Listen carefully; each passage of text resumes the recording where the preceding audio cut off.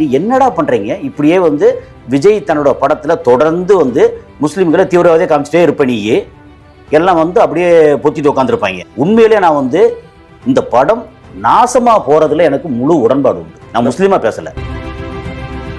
படம் லீக் ஆகும்போது 5 நிமிஷம் ஒரு வீடியோ லீக் ஆச்சு.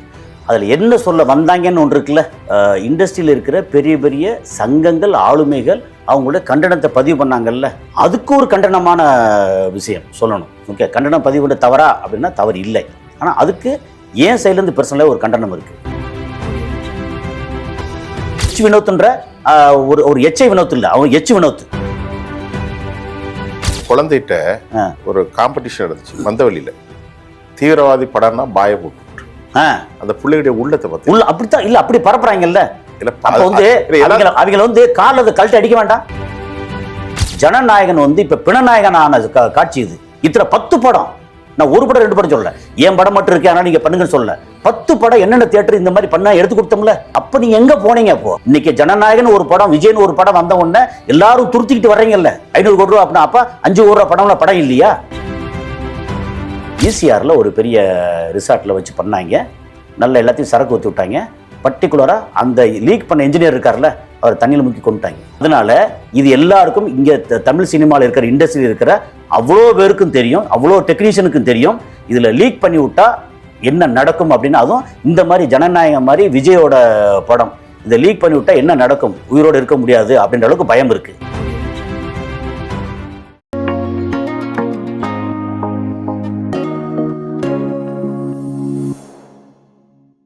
நேயர்களை, இன்றைக்கு தமிழ்நாட்டை தாண்டி தேசிய அளவில் அதிகம் பரபரப்பான ஒரு செய்தி.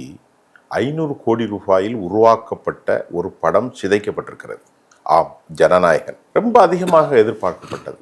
இது தனிப்பட்ட அரசியல் காழ்ப்புணர்ச்சி அல்ல, அதை தாண்டி ஒரு பெரிய இண்டஸ்ட்ரீஸ், ஒரு பெரிய தொழில் வளாகம், ஒரு தொழில்துறை ஒட்டுமொத்தமாக நசுக்கப்பட்டிருக்கிறது. தமிழ் திரையுலகில் ஜாம்பவான்கள் எல்லாம் தங்கள் அதிர்ச்சியை தெரிவித்திருக்கிறார்கள், கடும் கண்டனத்தையும் பதிவு செய்திருக்கிறார்கள். திரு ரஜினிகாந்த், திரு கமலஹாசன் உட்பட. இதில் நடிகர் விஜய் என்று பார்க்க வேண்டிய தேவை அல்ல, ஒரு பெரும் தொழில் துறை நசுக்கப்பட்டு நாசமாக்கப்பட்டிருக்கிறது. இதற்கான பின்னணி காரணத்தை பேசுவதற்கு தமிழ் திரையுலகில் நீண்டகால அனுபவமும், ஒரு சிறந்த தயாரிப்பாளராகவும், அதை போன்று இயக்குனராகவும், கவிதைகள், இன்று பல துறைகளில் பன்முக ஆளுமை கொண்ட திரு கசாலி அவர்களை நான் சந்திக்க இருக்கிறேன். அவர்கிட்ட இதுக்கான காரணத்தை கேட்போம். ஏன்னா அந்த துறை சார்ந்த ஆளுமைகள்கிட்ட கேட்டால் தான் நமக்கு தெரியாத விஷயங்கள் அவர்களிடத்தில் கொண்டு வரணும். நம்ம அரங்கத்துக்கு வந்திருக்கிறார் சார். வாங்க சார். இப்போ நான் கேட்ட கேள்விக்கு பதில் சார். இதை வந்து 3 செக்மெண்ட்டாக பிரிக்கணும். முதல்ல ஒரு செக்மெண்ட், படம் லீக் ஆகும்போது 5 நிமிஷம் ஒரு வீடியோ லீக் ஆச்சு. அதில் என்ன சொல்ல வந்தாங்கன்னு ஒன்று இருக்குல்ல, அது ஒன்று. நம்பர் 2 வந்து இண்டஸ்ட்ரியில் இருக்கிற பெரிய பெரிய சங்கங்கள் ஆளுமைகள் அவங்களோட கண்டனத்தை பதிவு பண்ணாங்கல்ல, அதுக்கு ஒரு கண்டனமான விஷயம் சொல்லணும். ஓகே, கண்டனம் பதிவு பண்ண தவறா அப்படின்னா தவறு இல்லை. ஆனால் அதுக்கு ஏன் சைட்லேருந்து பர்சனலாக ஒரு கண்டனம் இருக்குது. நம்பர் 2. நம்பர் 3 வந்து இது லீக் ஆச்சுன்னா என்னென்ன வழியில் டீட்டெயில்டாக பேசலாம், என்னென்ன லீக் ஆகும். சரி, நம்பர் 1 வந்து அங்கே இந்த இது வந்ததில் சொல்கிறாங்க, மதுரையில் ஒரு பாய் வந்து ஒரு முக்கியமான இடத்துல விளக்கு தூண் அங்கே இடத்த கொண்டு வைக்கிறாப்லையா. அதை வந்து இன்னொரு பாய் வேஷம் போட்டு இப்போ தூத்துக்குடி தாவேகா வேட்பாளர் இருக்கக்கூடிய அந்த நடிகர் வந்து, ஏம்பா இப்படிலாம் பண்ணுறீங்களே, இது தவறு இல்லையா அப்படின்னு கேட்குறாங்களாம். இந்த டேய், நீங்கள் இன்னும் எத்தனை காலத்தாண்டா வந்து முஸ்லீம்களை தீவிரவாதியாகவே சித்தரிச்சிட்ருப்பீங்க? உங்களுக்கு வந்து இந்த தீவிரவாத வெறி அடங்கலை. இது வந்து நாக்பூரோட இது இல்லை, அந்த அந்த அந்த இது படலை, சாயல் படலை. இன்னும் எத்தனை காலத்து இப்போ கோயம்புத்தூரில் கொண்டு வச்சாங்க, இங்கே கொண்டு வைக்கிறாங்க, அங்கே கொண்டு வைக்க, இப்படியே சொல்லிட்டு இன்னும் எத்தனை. இப்போ துப்பாக்கி படத்தில் வந்து முஸ்லீம் தான் தீவிரவாதின்னு காமிச்சிங்க.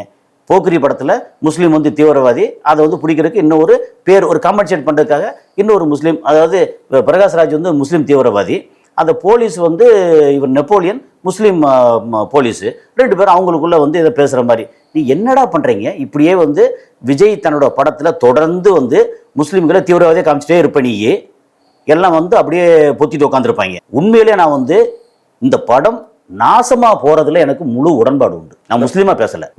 எந்த ஒரு மதத்தையும் எதையுமே கேவலமா இப்படி தொடர்ந்து பேசுவீங்களாடா நீங்க? அந்த கதை எனக்கு கதை இல்ல, 5 நிமிஷம் வந்தது. படத்தெல்லாம் நான் பார்க்க மாட்டேன். இல்ல, படத்தை பார்க்க முடியாது. இல்ல அதுல என்ன சொல்லி ஏன்னா அந்த 5 நிமிஷம் வந்ததுல அதாவது நீங்க சொல்லக்கூடிய அந்த காட்சி 5 மினிட்ஸ். அந்த 5 மினிட்ஸ் காட்சி இல்ல, மதுரையில முஸ்லீம் வந்து முக்கியமான இடத்துல வாங்கலாம். இது என்ன தனியாயம் இல்ல இது? இல்ல, இதுக்கு பேர் என்ன? வேசித்தனம் இல்ல? சரி, 5 நிமிஷம் சொல்லுங்க. குண்டுப்பாங்களாம். அதை வந்து இன்னொரு முஸ்லீம் வந்து ஏன்பா இப்படிலாம் பண்றீங்களே, தப்பு இல்லைன்னு கேட்பானா. அப்போ இன்னும் வந்து படங்கள்ல ஏன் உனக்கு தெரிஞ்சு எத்தனை பேர் இப்ப இங்க முஸ்லீம் இருக்காங்கல்ல, எத்தனை பேர் குண்டோட அலையறாங்க, எத்தனை வீட்டுல குண்டல் இருக்கு இல்ல கேட்டு பாருங்க. இல்ல இது வந்து முஸ்லீமால எனக்கு கோவம் வரல, இதே இது வந்து ஒரு இந்துவை காமிச்சாலும் அதான் பேசுவோம் வந்து. ஆனா உண்மையில பாத்தீங்கன்னா நீங்க தென்காசியில வந்து ஒரு கோயில குண்டு வச்சதா இருக்கட்டும், கோயம்புத்தூர்ல வந்து பெட்ரோல் பாம் வந்து பெட்ரோல் வந்து இது பாட்டில் எரிஞ்சதா இருக்கட்டும், நாக்பூர்ல அங்கெங்க ஏகப்பட்ட இடத்துல பூரா ஆர்எஸ்எஸ் காரங்க ப்ரூவ் பண்ணுது. அப்போ நீங்க வந்து எல்லாம் இப்படியே பண்ணிட்டு இருப்பீங்க. இதுல வந்து பின்னூட்டத்துல வந்து எவன் என்ன பேச எனக்கு கவலை இல்லை. என்னடா பண்றீங்க நீங்க படம் எடுங்க, எல்லாம் செய்யுங்க. ஒரு சமூகத்தை இப்படியே நீங்க பேசிட்டு வந்து நொட்டிட்டே இருப்பீங்களா ஒரு சமூகத்தை? இல்ல என்ன ஒரு வகையானது? அப்போ நீங்க வந்து எல்லாம் அப்படி பண்ணிட்டே இருப்பீங்க. இன்னும் உங்களுக்கு அறிவு வரல சார். அதுல ஒரு நீங்க சொன்ன பாயிண்ட்ல ஒருவர் ஒரு பாய் அதை தட்டி கேட்பதும் பாய் அப்படி சொல்லியிருப்பாங்களோ? ஆமா, அது காம்பன்சேட் பண்றாங்களா? இல்ல எல்லாரும் அப்படி இல்ல, அப்படி இல்ல எடுத்துக்கலாம்ல. அப்படி எப்படி எடுக்க முடியாது? இல்ல மதுரையில வந்து யோசிச்சு பாருங்க. மதுரை வந்து அமைதியா ஒருத்தருக்கு வந்து இணக்கமா இருக்கிற ஊரு. மதுரையில இருந்து ஒரு பாய் வந்து குண்டுறா, நீங்க தமிழ்நாடு தேடி பாருங்க, எத்தனை பாய் வந்து வீட்டுல குண்டு வச்சிருக்காங்க, எத்தனை பாய் இருக்காங்க. ஏற்கனவே திருப்பரங்குன்றம் சிக்கலா இருக்கு. இல்ல அதான் இது வந்து அதை ஒட்டுனாப்புல அதை ஒட்டிய என்ன சொல்றேன்னா, குண்டு வைக்கிறது தவறு. அது எவனா இருந்தாலும் சரி, மனுஷனா இருந்தா அதெல்லாம் செய்வாங்க. இத வருஷம் இந்த படம் அப்படிங்கிறது ஒரு மிகப்பெரிய மீடியா. இந்த மீடியால இன்னும் வந்து இங்க ஒருத்தன் சொல்றான், மதுரையில ஆயுதன்னு ஒருத்தன் வந்தான், அவன் சொல்றான் என்ன சொல்றான்னா, கார் இடிக்க வந்தான், இந்த கார் இங்க போகுது, இந்த கார் இங்க நிக்குது, தொப்பி தாடி அப்படின்றான். அப்ப என்னங்கடா நீங்க? அவன் இவரு அவனுக்கு என்ன மரியாதை? அவர் மாட்டிக்கிட்டாரு. அப்புறம் இல்ல, அதாவது நான் மரியாதை யாருக்கு கொடுக்கான்னு தெரியுமா? நேர்மையா நல்லவங்க. இந்துக்கள்ல எக்கச்சக்கமான பேர் நேர்மையா நல்லவங்க இருக்காங்க, கிறிஸ்தவர்ல நிறைய பேர் இருக்காங்க, முஸ்லீம்ல நிறைய பேர் இருக்காங்க. தவறானது எல்லாத்துலயும் உண்டு. நான் ஒண்ணு சொல்லட்டா? சொல்லுங்க. இந்து முஸ்லீம் இல்ல, 3 பேருமே ஒரே சமூகம் தான். ஒரே சமூகம். இங்க இருக்கிற இதுக்கு முன்னாடி தமிழ் சமூகம், மதம் மாறினவங்க தான், எல்லாம் தமிழ் சமூகம், தமிழ் குடிகள். அப்புறம் இல்ல இதை வந்து இன்னும் எத்தனை காலத்துக்கிட்ட சொல்லிட்டு இருப்பீங்க நீங்க? அப்ப நான் சொல்றேன், அதாவது அந்த எச் வினோத்ன்ற ஒரு எச்ஐ வினோத் இல்ல, அவன் எச் வினோத் டைரக்டரா, இயக்குனர். உண்மையில அருமையான படம் பண்ணிருக்க டைரக்டர். ஒரு சதுரங்க வேட்டையா இருக்கட்டும், ஒரு தீர்ன அதிகாரம் உண்டா இருக்கட்டும், அல்லது வந்து அஜித் வச்சு 2-3 படம் பண்ணாப்புல. அப்போ இது என்ன ஒரு எச்சத்தான இது? இப்போ நீங்க திரைத்துறையில் இருந்ததுனால நீங்க இதை பத்தி பேசுறீங்க, உங்களுக்கு தெரியுது இல்ல? அதாவது ஒரு விஷயம், நீ எந்த மதத்தை இப்ப கிறிஸ்தவர்கள் இந்த மாதிரி தப்பா பண்றாங்கன்னா அதையும் நம்ம எடுத்து பேச செய்வோம். இல்ல காலங்காலமா வந்து எத்தனை படத்துல வரிசையா வந்து தொப்பி தாடி வச்ச மக்கள் பார்த்து பயப்படுற அளவுக்கு மாட்டுக்கறி வச்சிருந்தா போட்டு அடிக்கிறது, இது பண்றது. அப்படி சாதாரண தான் மாட்டுக்கறி வச்சிருக்கேன்னு சொல்லி அடிக்கிறது, ஜெய்சிராம் சொல்றது. ஒரு குழந்தைகிட்ட ஒரு காம்படிஷன் நடந்துச்சு மந்தவெளியில, தீவிரவாதி படம்னா பாய போட்டு அந்த பிள்ளையுடைய உள்ளத்தை பத்தி அப்படித்தான் இல்ல அப்படி பரப்புறாங்கல்ல. அப்ப வந்து அவங்க வந்து கார்ல கழட்டி அடிக்க வேண்டாம், அப்படி ஒரு பொட்டு இல்லைங்க. நமக்கு ஒரு விஷயம் தான் நான் சொல்றது வந்து, ஜனநாயகன் வந்து இப்ப பிணநாயகன் ஆன காட்சி இது. நான் வந்து ஆத்திரத்தெல்லாம் நான் சினிமாக்காரன் தான், நான் சினிமா எடுக்கிறேன், நான் டைரக்ட் பண்றேன், தயாரிக்கிறேன், நான் ஒரு சினிமாக்காரன் தான். ஆனா இந்த எத்தனை காலத்தோட இப்படியே வந்து ஒரு சமூகத்தை இப்படியே பேசிட்டே இருப்பீங்க? சரி, என்னோட ஆதங்கத்தை நான் பதிவு பண்றேங்க. சரி, நம்பர் 1. நம்பர் 2 வந்து இந்த படத்தை வெளியிட்ட உடனே ஃபர்ஸ்ட் கேஆர் இருக்கார் இல்லையா, அவர் வந்து ஒரு இயக்குனர், தயாரிப்பாளர், தயாரிப்பாளர் சங்கத்தை தலைவராக இருந்தவர். அவர் வந்து இம்மிடியட்டா கமிஷனருக்கு ஒரு லெட்ரு கொடுக்குறாரு, இந்த மாதிரி அங்கே இப்போ இந்த தவறாக பண்ணவங்கள கைது பண்ணுங்கன்னு கொடுக்குறாரு. அப்புறம் தயாரிப்பாளர் சங்கம், நடப்பு தயாரிப்பாளர் சங்கம், ரஜினிகாந்த், இது எல்லாரும் நிறைய பேர் கொடுக்குறாங்க. அது கரெக்டான விஷயம். ஆனால் 2018 என்னோட படம் மனுஷன்னா அணி அப்படின்னு மெடிக்கல் சம்பந்தமான இல்லீகல் கில்லிக்கல் ட்ரையல், மெடிக்கல் சம்பந்தமான ஒரு படம் வந்து அற்புதமான படமோ அற்பமான படமோ அது பிரச்சனை இல்லை. ஒரு படம் அது வந்து கிருஷ்ணகிரியில் முருகன் ஒரு தியேட்டரில் எடுத்தாங்க. அது எப்படி நான் கண்டுபிடிச்சேன்? எனக்கு வந்து நெட்டில் தமிழ் ராக்கர்ஸில் வந்துச்சு. அதை வந்தோடனே அந்த காப்பியை எடுத்து அதை அப்படியே வந்து கியூபில் தான் நம்ம கொடுத்துருக்கோம். கியூபு, யூஎஃப்ஓ, ஏராக்ஸு, அதுக்கப்புறம் வந்து ப்ரோவா, அதுக்கப்புறம் சோனி, அப்புறம் வந்து இவங்க வந்து பிரசாத்தில் பிஎக்ஸ்டி அப்படின்னு சொல்லி அந்த மாதிரி ஒரு சர்வீஸ் ப்ரொவைடர் இருக்காங்க. அதில் மேஜர் வந்து கியூபில் போய் அதை ஒன்று கொடுத்து அதுக்கு வந்து 59,000 ரூபா கட்டி அதில் வந்து ஃபாரன்சிக் வாட்டர் மார்க்னு ஒன்று இருக்குது. அது நம்ம கண்ணுக்கு தெரியாது படம் பார்க்கும்போது. அதாவது வாட்டர் மார்க் இல்லை, வாட்டர் மார்க் வந்து நார்மல் வாட்டர் மார்க் வந்து கண்ணுக்கு தெரியும். இது வந்து கண்ணுக்கு தெரியாத ஃபாரன்சிக் வாட்டர் மார்க்கு. அதை உள்ளே போட்டு பார்த்தா ரீட் பண்ணுறதுக்கு ஒரு சாஃப்ட்வேர் இருக்குது. ஓகே, அதை வந்து எப்படின்னா அந்த சாஃப்ட்வேரை ஃபுல்லாக என்கிரிப்ட் பண்ணித்தான் வந்து வெளியிடுவாங்க. அதை வந்து அங்கே கொடுத்தா அவங்க வந்து அந்த சாஃப்ட்வேர் கம்பெனிக்கு அனுப்பிச்சு இதை ஃபுல்லாக ஓட்டி பார்த்து எந்த தியேட்டர்னு பேர் வராது, ஆனால் சர்வர் நம்பர் இருக்குல்ல, எந்த சர்வர்லேருந்து எத்தனை மணிலேருந்து எத்தனை மணி வரைக்கும் எடுத்திருக்காங்கன்னு டீட்டெயில் வந்துடும். ஓகே, அது என் படத்துக்கு நான் 59,000 ரூபா கட்டி, ஓகே, அது போக இதுக்கு யூஎஃப்ஓவுக்கு அதுக்கு வந்து ஒரு 29,500 ரூபா கட்டி நான் வந்து செக் பண்ணேன். அப்போ இவங்க என்ன சொன்னாங்கன்னா கிருஷ்ணகிரியில் முருகன் ஒரு தியேட்டரு அங்கே வந்து ராத்திரி எடுத்திருக்காங்கன்னு வந்துச்சு. அதை வச்சு இங்கே வந்து IPRECன்னு இருக்குது, இன்டலெக்சுவல் ப்ராப்பர்ட்டி ரைட்ஸ் என்ஃபோர்ஸ்மெண்ட் செல் அப்படின்னு பேர். அதாவது வீடியோ பைரசி அதுக்கு தனி டிபார்ட்மெண்ட்டு. அங்கே வந்து இதில் இருக்கு இல்லையா, நம்ம எக்மோரில் பழைய கமிஷன் ஆஃபீஸு அதில் இயங்குது, 5வது மாடியில். அங்கே நான் போய் கம்ப்ளைண்ட் பண்ணி அதை வந்து வேலூர் சரகத்தில் இருக்கிறவங்க தான் கிருஷ்ணகிரி ஏரியாவில் மொத்தம் தமிழ்நாட்டில் 12 இடத்துல வந்து அந்த இன்ஸ்பெக்டர் தலைமையில் இருக்குது. அப்போ அங்கே போய் நான் வேலூரில் போய் இதுக்கு புகார் அங்கே கொடுத்து அதுக்கப்புறம் அங்கேருந்து போய் அரெஸ்ட் பண்ணிட்டு வந்தாங்க. எது, முருகன் தியேட்டரோட ஓனரையும் அந்த மேனேஜரையும் அரெஸ்ட் பண்ணி 3 நாள் உள்ள வச்சுருந்தாங்க. அந்த ஆள் வந்து இல்லை செத்து போவான், நீ வந்து ஆன்டிசிபேட்டட் இது பெயில் கேட்குறாங்கன்னு, பெயிலாம் கொடுக்க முடியாது அப்படின்னு நான் தலைகள் நின்னேன் நான். அதுக்கப்புறம் இந்த மாதிரி அந்த ஆளுக்கு வந்து சுகர் இதெல்லாம் இருக்குது. அப்போ இந்த மாதிரி சாக போகிற காலத்தில் எதுக்கு அந்த மாதிரிலாம் வந்து தப்பு பண்ணுறீங்க? அப்போ என் படத்தை நீ சதிச்சிங்கல்ல, எனக்கு காம்பன்சேஷன் கொடு அப்படின்னு கேட்டேன் அன்னைக்கு. அதுக்கப்புறம் வந்து என் படத்தை வந்து சின்ன படம் ஒன்று ஒருத்தர் சீண்டலை. அன்னைக்கு வந்து விஷால் வந்து தலைவராக இருக்கிற இதுக்கு தயாரிப்பாளர் சங்கத்துக்கு. ஓகே, விஷால் வந்து அப்படியே நீங்கள் பாருங்கள் நான் வந்து சப்போர்ட் பண்ணுறேன்னு சொன்னால் ஒன்றும் பண்ணலை. அதுக்கப்புறம் குப்பை கதைன்னு ஒரு படம் வந்துச்சு. அந்த படத்தை வந்து இங்கே மீனாட்சி சுந்தரன் ஒருத்தர் இருக்கிறாரு கரூரில், அவரோட தேட்டரு அஜந்தா எல்லோரான்னு அந்த தேட்டரில் வந்து திருட்டுத்தனம் எடுத்திருக்காங்க.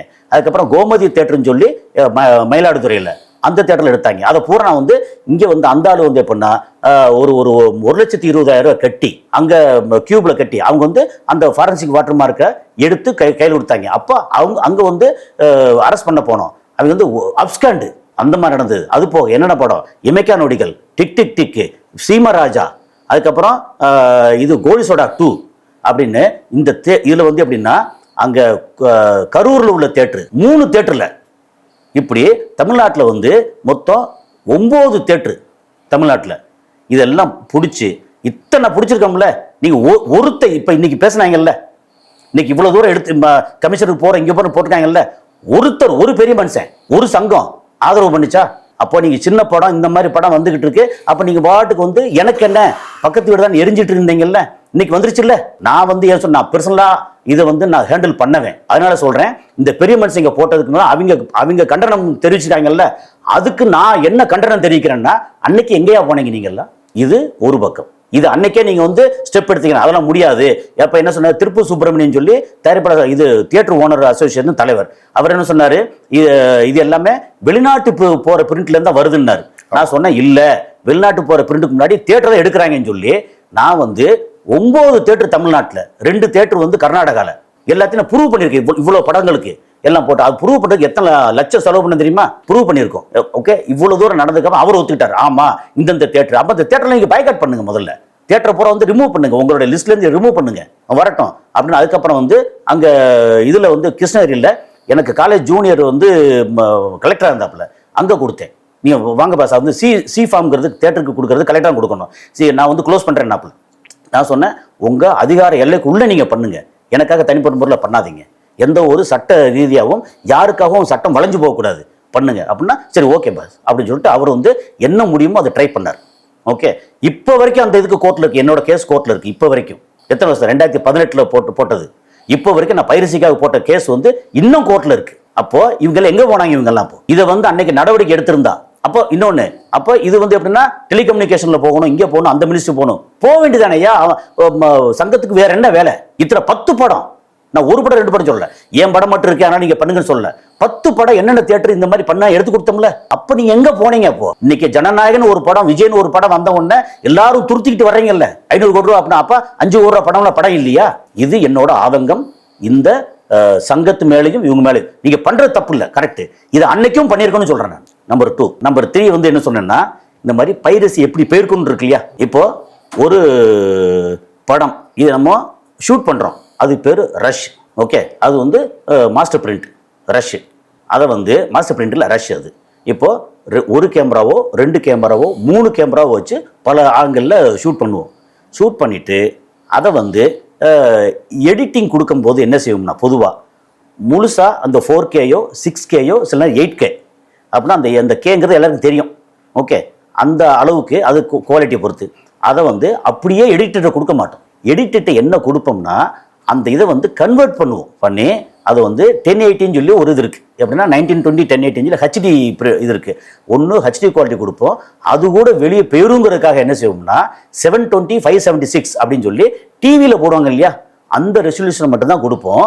அதுலேயும் ஃபார் எடிட்டு எல்லாம் வந்து அதை கன்வெர்ட் பண்ணிவிட்டு அது போக அதில் ஃபார் எடிட் அப்படின்னு சொல்லி அதில் வந்து வாட்டர் மார்க் இருக்கும். ஏன்னா எடிட்டர் தான் எல்லாம் பண்ணணும். எடிட்டர் கையில் வந்து அவ்வளோ இதாக ரொம்ப கேர்ஃபுல்லாக.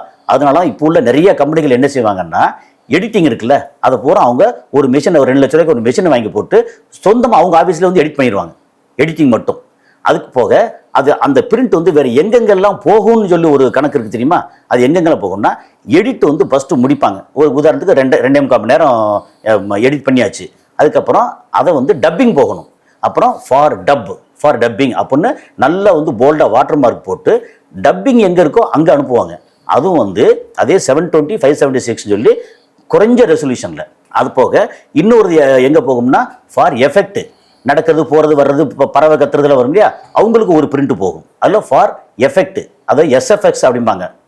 அதுக்கப்புறம் இன்னொரு பிரிண்ட்டு எங்கே போகும் அப்படின்னா, இது வந்து மியூசிக் போடுறாங்க இல்லையா, அவங்களுக்கு ஃபார் RR ரீ ரெக்கார்டிங் அப்படின்னு அங்கே போகும்.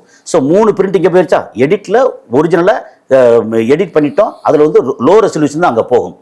அது போக இதெல்லாம் முடிச்சதுக்கு அப்புறம் ஓகே டிஐன்னு ஒன்று இருக்குது. அதுக்கப்புறம் 5.1 இருக்குது, 7.1 அல்லது DTX. அதுக்கு போகும்போதும் இதே குறைஞ்ச ரெசல்யூஷன் தான் போகும். எது இந்த சவுண்டுக்கு வந்து நம்ம இது பெருசாக தேவைப்படாது. அப்படி போகிறது வந்து குறைஞ்ச ரெசல்யூஷன் 576 அல்லது சில நேரங்கள் வந்து 1920 1080 அப்படின்னு சொல்லி நமக்கு வந்து ஒரு ஹெச்டி பிரிண்ட் ஹெச்டி அங்கே போகும். அதில் வந்து ஃபார் DTX அல்லது ஃபார் 5.1 7.1 அப்படின்னு அதில் வந்து வாட்டர் மார்க் போட்டு தான் அங்கே போகும். ஆனால் இன்னொன்று டின்னு ஒன்று சொல்லுவோம் இல்லையா, அதில் வந்து ஒரிஜினல் கொடுத்தே ஆகணும். அப்போது இந்த எடிட் பண்ணியிருப்பாங்கல்ல, அதில் பண்ணும்போது மொத்த நீளம் வந்து ஒரு 10 மணி நேரம் வந்திருக்கும். அதை 2.5 மணி நேரம் சுருக்கிறது இருக்கு இல்லையா, அதை இங்கே போகிறது இங்கே கட் பண்ணி எடுத்து போடுவாங்க இல்லையா, அது எந்த ஃப்ரேம்லேருந்து எந்த ஃப்ரேம் வரைக்கும் வந்திருக்குது அப்படிங்கிறதுக்கு ஒரு ஃபார்மேட் இருக்குது. ஓகே, அதை வந்து அந்த ரீடு பண்ணுறக்கூடிய ஒரு இது, அதை வந்து என்ன செய்வாங்கன்னா எடிட்டிலிருந்து எடுத்து டிஐ கொடுப்பாங்க. அப்போ ஒரிஜினலில் வந்து அது எடுத்து அந்த ஒரிஜினல் காப்பி எங்கே இருக்கும்னா, அந்த ஒரிஜினல் சொல்லுது அது ஹை குவாலிட்டி 2K அல்லது 4K குவாலிட்டி வந்து டிஐ பண்ணுற இடத்துல மட்டும்தான் இருக்கும். இப்போது இங்கே வெளியே வந்திருக்கிறது வந்து ஃபார் எடிட்னு சொல்லி வந்திருக்கு. அப்படிதான் அதில் தெரியுது. அதில் water mark okay, water mark for edit அப்படின்னா அந்த எடிட் காப்பியை இவங்க வந்து 720 576 பதிலாக 1920 1080 அப்படின்னு சொல்லி இந்த ஹெச்டி குவாலிட்டியில் கொடுத்துருக்காங்க. அது வந்து யார் கையில் இருக்கும்னா, ப்ரொடியூசர் கையில் இருக்கும், நடிகர் விஜய் கையில் இருக்கும். என்ன சாதாரண நடிகர்கள் கொடுக்க மாட்டாங்க, விஜய் கையில் இருக்கும். அது போக டைரக்டர் கையில் இருக்கும் என்ன சொல்கிறதுக்கு. அப்புறம் இன்னொருத்தர் வந்து எடிட்டர் கையில் இருக்கும். இந்த ஐட்டம் இந்த ஒரிஜினல் ஃபுட்டேஜ் இருக்குல்ல, அது வந்து டிஐ யார் பண்ணுறாங்களோ அவங்க கையில் இருக்கும். அவங்க கையில் ஒரிஜினல் இருந்தால் மட்டும்தான் ஒரிஜினலில் அத்தனை வேலையும் பார்க்க முடியும். என்ன கலர் கரெக்ஷன் டிஐனா எப்படின்னா, இது டிஜிட்டல் இன்டர்மீடியேட்னு பேர். அது என்னென்னா, நார்மலாக இப்போ வந்து ராவாக எடுத்திருக்கோம், ரா ஃபுட்டேஜ். அதில் வெளியில் வந்து மங்கலாக தெரியுது. அதை வந்து என்னென்னா அந்த சாஃப்ட்வேரில் கொஞ்சம் மேகம் வந்து கொஞ்சம் கிளியராக வேணும்னா அதை மட்டும் டச் பண்ணிக்கிட்டு அட்ஜஸ்ட் பண்ணால் மேகம் வந்து பளிச்சுன்னு தெரியும். சில இதில் தண்ணி வந்து புளுவாக வேணும்னா கரெக்டாக புளு அதை மட்டும் எடுத்து பளிச்சுன்னு பண்ண முடியும். ஸோ அதை வந்து அப்புறம் பகலை வந்து இருட்டாக்க முடியும். இந்த மாதிரி கலர் கரெக்ஷன் இருக்கு இல்லையா, அந்த கலர் கரெக்ஷன் அது போக லைட்டிங் அந்த கான்ட்ராஸ்ட் இதெல்லாம் அட்ஜஸ்ட் பண்ணுறதுக்கு இது ஒரு ப்ரைவேட் தான் இல்லை, இது ஒரு டீம், டிஐன்னு பேர் ஒரு டீம். ஓகே, இப்போ இதெல்லாம் டிஐ பண்ணுறதுக்காக அவங்ககிட்ட மட்டும்தான் ஒரிஜினல் கையில் இருக்கும். ஒன்று ப்ரொடியூசர் கையில் இருக்கும், இன்னொன்று இந்த மாதிரி டிஐ பண்ணுறவங்க இவங்க கையில் இருக்கும். ஓகே, ஸோ இவங்க கையில் கிடைச்சி வெளியே வந்திருக்கிறது இருக்கு இல்லையா, அது எடிட்னு வந்திருக்கு. அப்போ எடிட்னு வந்துச்சுன்னா டிஏக்காரங்க அவங்க கையில் இல்லை, அவங்க கையில் ஒரிஜினல் இருக்கும். வாட்டர் மார்க்கு, அதுக்கு வாட்டர் மார்க் இருக்காது அதில். ஏன்னா வாட்டர் மார்க் போட்டாங்கன்னா வெளியே வராது. இது வாட்டர் மார்க் இருக்குது. என்ன மற்ற எல்லாத்துலையும் வாட்டர் மார்க்கு. நீங்கள் வந்து டப்பிங்கு, எஸ்எஃப்எக்ஸு, அதுக்கப்புறம் ரீ ரெக்கார்டிங், அதுக்கப்புறம் 5.1 அல்லது 7.1 அப்படிங்கிற சவுண்டு இருக்கு இல்லையா, சவுண்டு மிக்சிங் இருக்கு இல்லையா, அது. ஏன்னா சவுண்ட் மிக்சிங் ரொம்ப ரொம்ப முக்கியம். ஸோ இவங்க கையில் வந்து எல்லாமே இந்த லோ ரெசல்யூஷனில் இருக்கும். அவங்க ஒன்னொன்றுக்கும் தனித்தனியாக வந்து வாட்டர் மார்க் போட்டிருப்பாங்க. சில நேரம் என்ன பண்ணியிருப்பாங்கன்னா, இந்த வாட்டர் மார்க் இருக்கு இல்லையா, ஃபார் எடிட்னு போட்ட வாட்டர் மார்க் இருக்கு இல்லையா, அந்த இதை வந்து சோம்பேறித்தனப்பட்டு சரி இதே அங்கே கொடுப்பா, இதை வாட்டர் மார்க் தான் இருக்குல்ல அப்படின்னு எஃபெக்ட் கொடுக்கறது, அதை வந்து அப்படியே டப்பிங் கொடுக்கறது, அதை அப்படியே வந்து 5.1 கொடுக்கறது அப்படின்னு பண்ணியிருக்கலாம். அப்படின்னா எடிட்டிங் இதில் டெஸ்கில் இல்லாமல் வேற இடத்துலையும் போயிருக்க வாய்ப்பு இருக்கு. அங்கேருந்து ரிலீஸ் ஆகிருக்கு. எங்க? ஆமாம், இந்த ரிலீஸ் ஆகிருக்கு. அங்கே ரிலீஸ் ஆனால் சிக்கிக்கிட்டது இவங்க தானே சிக்குவான். இல்லை, எப்படி பார்த்தாலும் ஒரு விஷயம், இன்னொரு விஷயத்த சொல்லி முடிச்சாங்க. அங்கே எடிட் இடத்துல யாரும் வெளியிட மாட்டாங்க, பயப்படுவாங்க. நம்பர் 2 வந்து டப்பிங்கோ, எஃபெக்டோ, 5.1 அவங்க பயப்படுவாங்க. டிடிஎஸ் வச்சுக்கோமே. என்ன காரணம்னா, தமிழ் சினிமாவில் முதல்ல ஒரு மிக பிரமாண்ட படம் வந்துச்சு. அந்த படத்தோட பேரும் வேண்டாம், கம்பெனி பேரும் வேண்டாம். ஏன்னா இது வந்து இந்த செய்தி வந்து அவ்வளோ முக்கியமான செய்தி. அந்த படம் வெளியே வந்துச்சு. அவங்க வியாபாரத்தை பயங்கர பிரமாண்டமாக பண்ண ஆரம்பித்தாங்க. ஆனால் அதில் வந்து ஒரு சின்ன சீனு சாங்கு வந்து லீக் ஆயிடுச்சு. அப்போது லீக் ஆனால் இவ்வளோதானான்னு ஒரு சின்ன இது பிரச்சனை வந்து அவங்க எதிர்பார்த்த வியாபாரம் நடக்காமல் கொஞ்சம் படுத்துச்சு. அதுக்கப்புறம் அது யார் பண்ணியிருப்பா அப்படின்னு ஒரு கேள்வி வந்துச்சு. வந்தால் அது வந்து இவங்க அந்த இதில் வந்து மியூசிக் டைரக்டர் பண்ணிட்டாரா இல்லை இவங்க பண்ணிட்டாரா குழப்பம் வந்து கடைசியாக கண்டுபிடிச்சிட்டாங்க. அங்கே அவங்களோட இந்த போஸ்ட் ப்ரொடக்ஷன் டீம் இருக்குல்ல, அதில் ஒரு இன்ஜினியர் வந்து ஆர்வ கோளாறில் கொஞ்சம் பண்ணி விட்டார். ஏன்னா அது 3 நிமிஷம் 4 நிமிஷம் தான் பண்ணி விட்டார். பண்ண உடனே அந்த ஆளால் அந்த நிறுவனத்துக்கு பல கோடி லாஸு. சும்மா அப்படி ரிலீஸ் பண்ணி விட்டோன்னே இப்போ இவ்வளோ தானே, இது தான் இவ்வளோ போடு போடுறாங்களான்னு சொல்லி வந்துருச்சு. அதுக்கப்புறம் படமும் ரொம்ப பெருசாக போகலை, பரவாயில்லாம் போச்சு ஒழிய ரொம்ப பெருசாக எதிர்பார்த்தது போகலை. அப்போ என்ன பண்ணாங்கன்னா, அடுத்து அந்த படத்தோட வெற்றி விழா அது வந்து ஈசிஆரில் ஒரு பெரிய ரிசார்ட்டில் வச்சு பண்ணாங்க. நல்ல எல்லாத்தையும் சரக்கு ஊற்றி விட்டாங்க. பர்டிகுலராக அந்த லீக் பண்ண இன்ஜினியர் இருக்கார்ல, அவர் தண்ணியில் முக்கி கொண்டுட்டாங்க. அதனால இது எல்லாருக்கும் இங்கே தமிழ் சினிமாவில் இருக்கிற இண்டஸ்ட்ரியில் இருக்கிற அவ்வளோ பேருக்கும் தெரியும், அவ்வளோ டெக்னீஷியனுக்கும் தெரியும். இதில் லீக் பண்ணி விட்டா என்ன நடக்கும் அப்படின்னு. அதுவும் இந்த மாதிரி ஜனநாயகம் மாதிரி விஜயோட படம், இதை லீக் பண்ணி விட்டா என்ன நடக்கும், உயிரோடு இருக்க முடியாது அப்படின்ற அளவுக்கு பயம் இருக்குது. அப்போ லீக் பண்ணது யாராக இருக்கும் கேள்வி.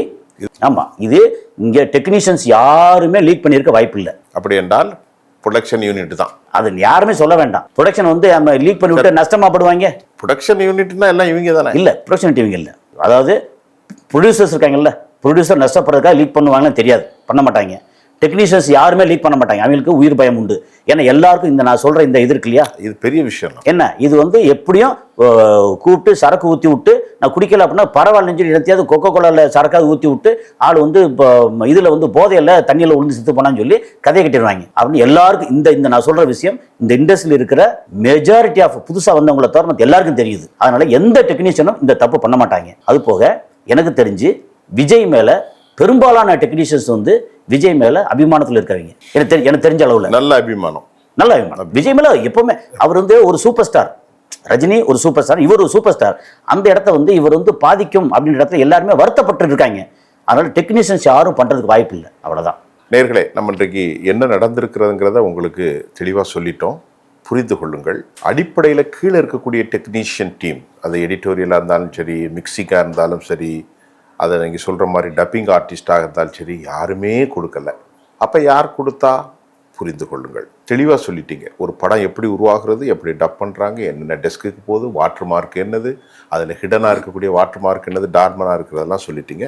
இன்னும் நிறைய பேசுவோம் சார். நன்றி.